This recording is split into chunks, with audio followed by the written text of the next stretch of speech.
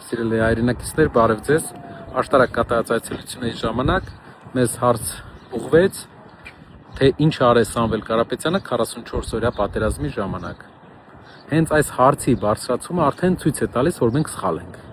Որ մենք սխալվել ենք, որ չենք պատմել, չենք ներկայացրել, թե ինչ արեց Սամվել Կարապետյանը Հայաստանի պաշտպանության համար 44 օրյա պատերազմի ժամանակ։ Որպեսզի արդարացի մեր հասարակությունը իմանա, ես մի հատ հարց եմ ուզում տալ։ Կարող ենք դիմել այն ժամանակվա Հայաստանի պաշտպանության նախարար Դավիթ Տոնոյանին եւ ասել. կա արդյոք անհատ, որ ավելի շատ աջակցություն է տվել Հայաստանի պաշտպանությանը, քան Սամվել Կարապետյանը։ Կա անհատ ավելի, որ ավելի շատ օգնություն է տվել հայկական պաշտպանական համակարգերին եւ Հայաստանի պետությանը 44 օրյա պատերազմի ժամանակ, քան Սամվել Կարապետյանը։ Սա կարևոր է մեր հասարակության համար, որ իմանանք։